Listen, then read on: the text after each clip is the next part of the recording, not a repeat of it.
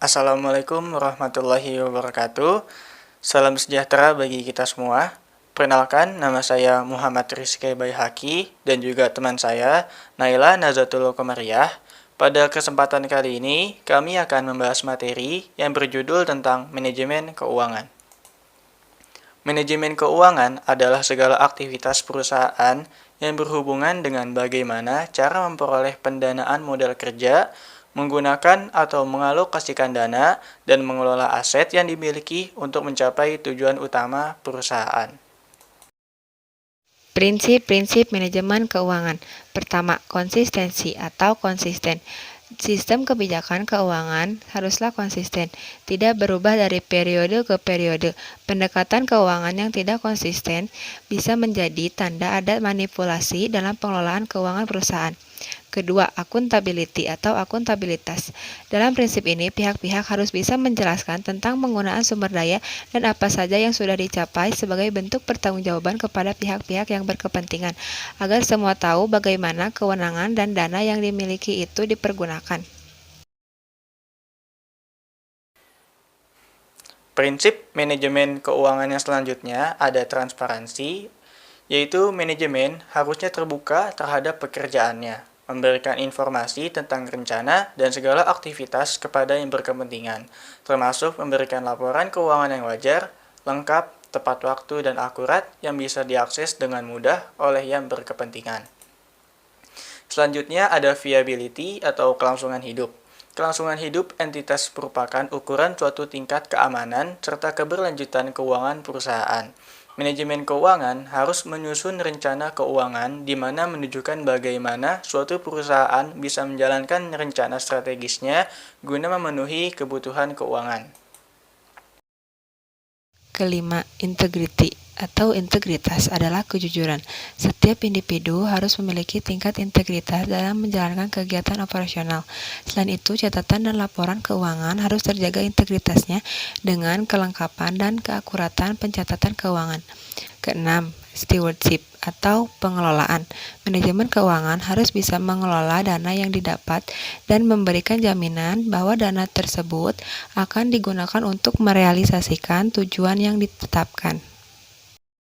Prinsip yang selanjutnya ada accounting standard atau standar akuntansi.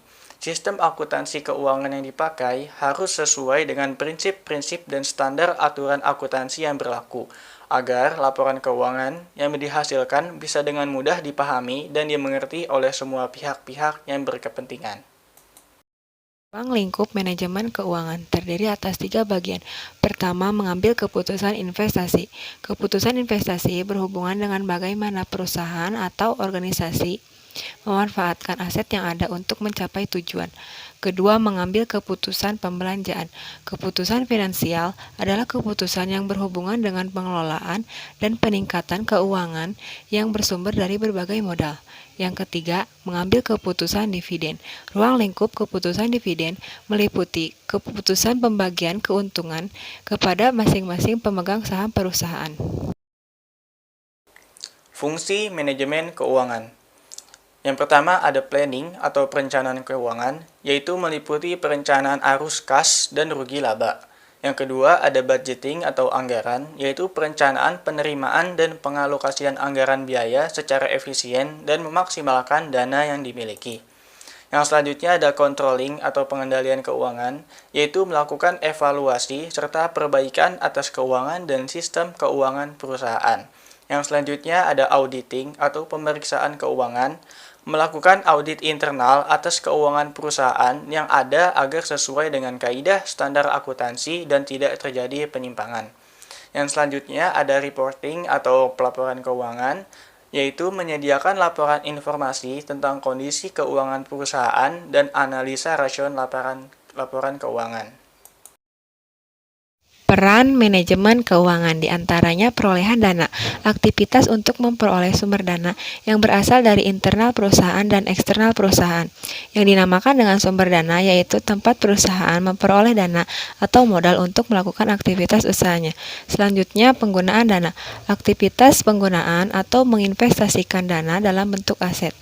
Maksudnya, penggunaan dana seefisien dan seperlu mungkin untuk melakukan segala proses pemasaran dan distribusi. Peran manajemen keuangan selanjutnya ada pengelolaan aset atau aktiva. Kegiatan yang dilakukan setelah dana telah didapat dan telah diinvestasikan atau dialokasikan ke dalam bentuk aset atau aktiva dan harus dikelola secara efektif dan efisien. Pengelolaan dana yang baik dan benar sesuai dengan aturan yang telah ditetapkan akan menunjang keberhasilan pencapaian tujuan perusahaan.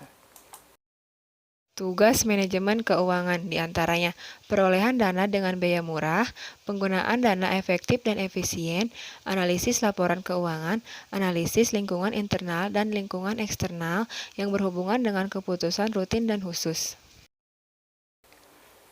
Mungkin itu saja yang bisa kami sampaikan terkait materi ini. Saya Muhammad Rizky Behaki dan juga rekan saya, Naila Nazatul Komariah, pamit undur diri. Wassalamualaikum warahmatullahi wabarakatuh.